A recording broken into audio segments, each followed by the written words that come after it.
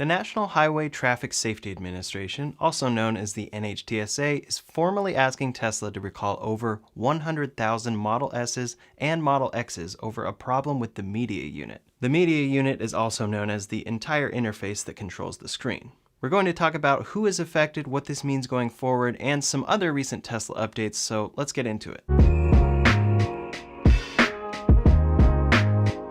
Tesla has dealt with a number of recalls in the past, and this is nothing new from an automaker. When we hear the term recall, we tend to think about a car manufacturer taking back all of their cars and customers being given new ones. However, the official definition of a recall from the NHTSA says, quote, "A recall is issued when a manufacturer or NHTSA determines that a vehicle, equipment, car seat, or tire creates an unreasonable safety risk or fails to meet minimum safety standards. Manufacturers are required to fix the problem by repairing it, replacing, offering a refund, or in rare cases, repurchasing the vehicle." Notice that they said repurchasing a vehicle only happens in rare cases, such as something like VW's Dieselgate. So this is how companies can have multiple recalls for their cars and still survive. A recall really just means that there is a required repair, customers need to bring that car for service to get that fixed, and the company has to cover the cost. Tesla has actually already dealt with a few recalls for their brand new Model Y. The first was back in September and was an issue with trailer brake lights failing to illuminate when braking, increasing the risk of a crash according to the NHTSA. Tesla fixed this issue with an over-the-air software update and everything was fine.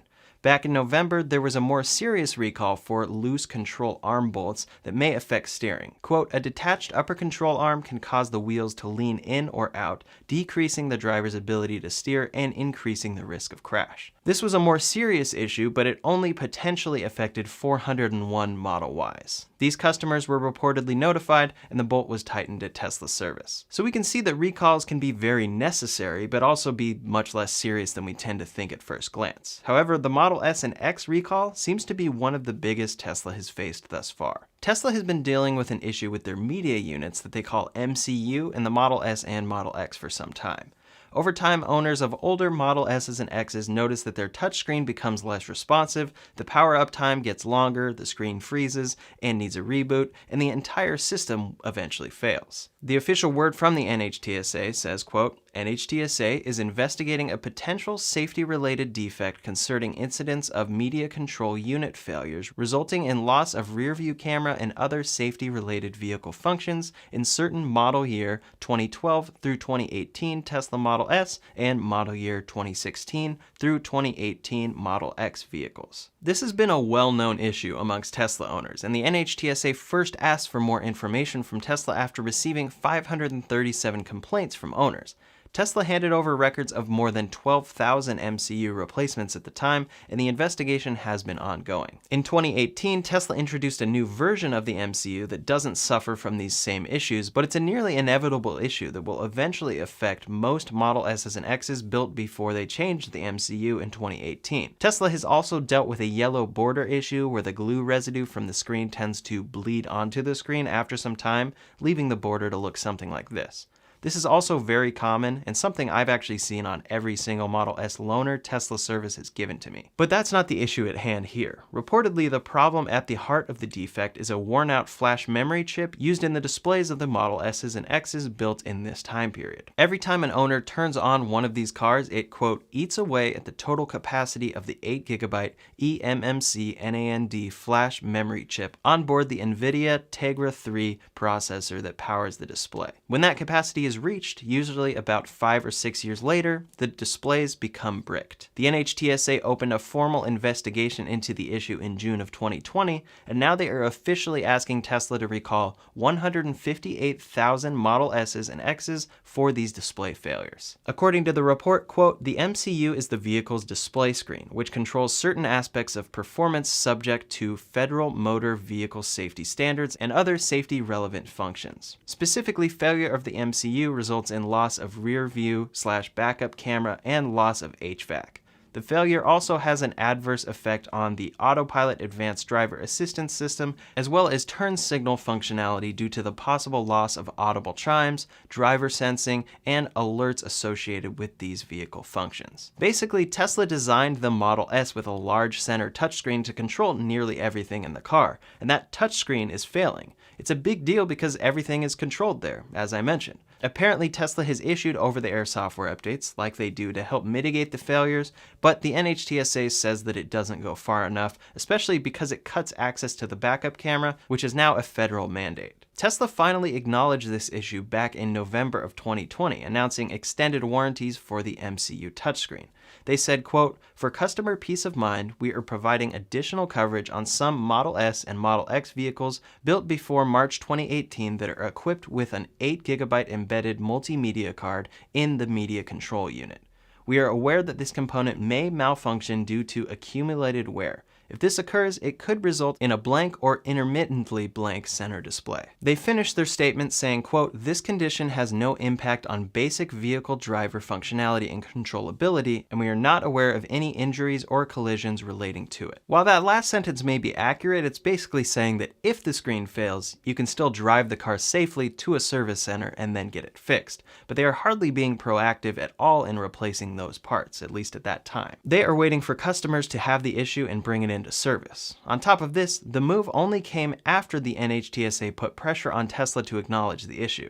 Since then, clearly, the NHTSA investigated it further and wants Tesla to proactively fix these touchscreens before they inevitably fail. In early 2020, Tesla started offering a $2,500 infotainment upgrade for the Model S and X. The upgrade would take you from MCU 1, the MCU that fails, to MCU 2, the one that doesn't fail. But this wasn't the purpose of this upgrade. Tesla's infotainment system improved drastically with MCU 2 and added a lot of features, as you can see listed here.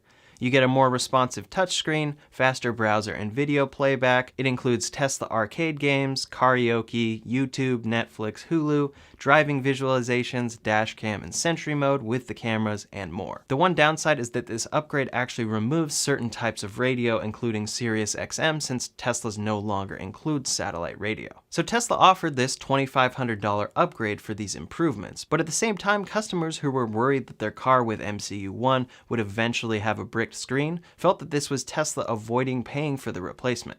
Of course, you get new features, but in turn, you pay $2,500, and Tesla won't have to fix your screen that will inevitably fail in a few years. Whether that was Tesla's intention or not, we'll never know, but we do know that the NHTSA is now formally asking for this recall from Tesla, as I mentioned earlier.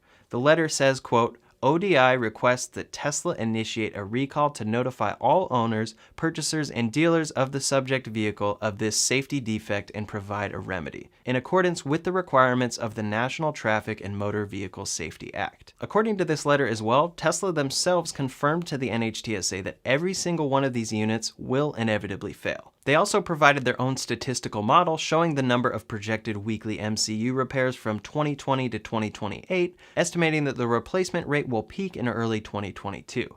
The NHTSA reiterates that every single car will be affected, saying, quote, "Even model year 2018 subject vehicles will experience 100% failure of the MCU within approximately 10 years. So this is a lot different than those Model Y recalls I mentioned earlier. If you want to hear more about those recalls, you can watch my video linked up here or in the description below, but this recall isn't just out of an abundance of caution. Tesla has confirmed that every single one of these 158,000 cars will have the complete screen failure eventually. That's a lot of cars and a lot of owners who bought a very expensive Tesla early on and will no doubt have this issue. Currently, they have an extended warranty for it, but it's something that they know they will have to fix, so why not fix it up front? Tesla has yet to respond, and they technically have 2 weeks or until January 27th to respond or accept the recall. Interestingly enough, the 27th should be the day that Tesla has their Q4 2020 earnings call, so I wouldn't be surprised if we hear quite a bit about this issue on that call, since this affects so many owners and is going to be a massive series of repairs for Tesla. Likely that is the reason they have delayed this, but when the issue gets into the category of inevitable, I think it's incredibly important that Tesla issues an official recall and makes this right. At no point should your Model S be out of warranty and unable to get this repair for free. If they had known that the screen and will inevitably break. One thing that is good for Tesla going forward is that they did fix this issue in 2018 with MCU2. Additionally, the Model 3 and now Model Y, which have sold in far higher quantities than the Model S and X, have not had any issues like this thus far. The future could bring up some issues since these cars have only been on the road since 2017, but so far there have not been any failures like we're seeing in these Model S's and X's. It's not the best look for Tesla that the NHTSA has had to push these investigations on Tesla and is somewhat forcing a recall out of them. Tesla is getting a bad reputation for quality control and their service centers, with some owners having an issue getting their MCU repaired under warranty by Tesla service centers. So while recalls are commonplace for auto manufacturers, when it's something this serious and inevitable, Tesla should be taking care of their customers proactively. We know they have a lot on their plate going forward and that they are clearly more focused on Model 3 and Model Y sales. They are breaking delivery records each quarter and building more factories around the world, while also planning to produce the very popular Cybertruck hopefully within the next year. But this will only go so far if they don't take care of past customers with issues like this recall.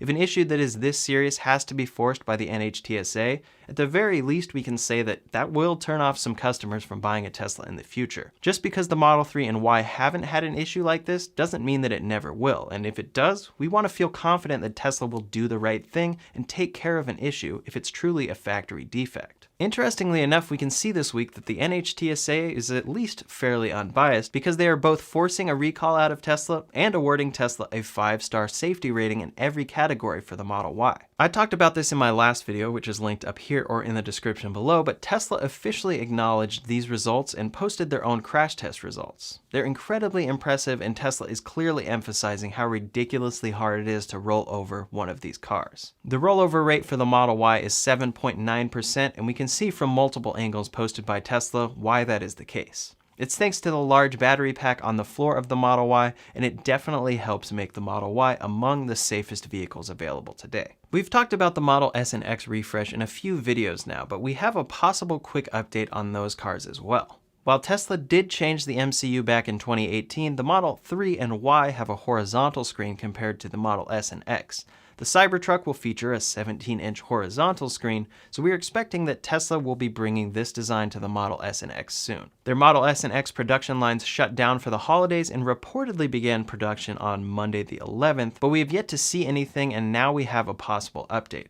This is from Twitter, and it's definitely unverified, so we'll take this with a very large grain of salt, but the tweet says, quote, "Refresh is confirmed according to my source, works at Fremont, February 1st week of start of production for Refresh Model S. March 1st week start of production for Refresh Model X. At the very least, we're expecting interior upgrades to fall more in line with the Model 3 and Y, but we're also hoping that Tesla will redesign the exterior of these cars as well. There's a lot more evidence for this, but I've talked about it in other videos, so you can check those out below if you'd like. Reportedly, Tesla has applied with the FCC for use of a new millimeter wave radar inside their cars. Currently, their autopilot suite uses 8 cameras, 12 ultrasonic sensors, and a front-facing radar.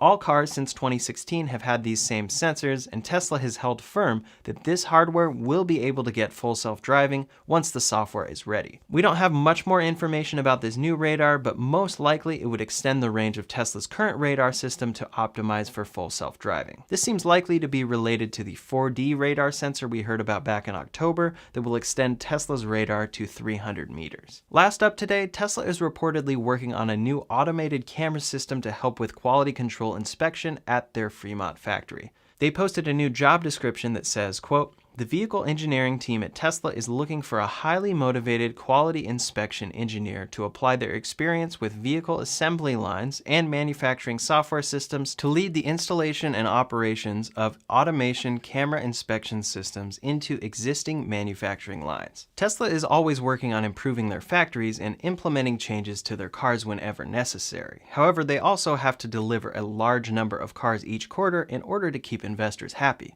This often results in large pushes of Model 3s and Model Ys getting delivered with some questionable quality control issues. And these are issues that should never take place on a car that is expensive as these cars are. I absolutely experienced that with my Model Y, so I really hope that Tesla can move forward with a system like this and that it can help them achieve better quality control. My personal theory is that Tesla will build their new Texas factory and it will eventually replace their Fremont factory, but we'll have to see what the future holds, and for the meantime, this camera inspection system could help them tackle quality control issues at Fremont. We'll see what happens with this Model S and X recall soon, and I really hope Tesla does the right thing there because this is a huge issue affecting 158,000 Tesla owners. I'll be sure to keep you posted, so in the meantime, make sure to subscribe to this channel, make sure to hit that like button. You can also follow me on Twitter and Instagram at RyanShawTech. Thanks so much for watching, and I'll see you on the next one.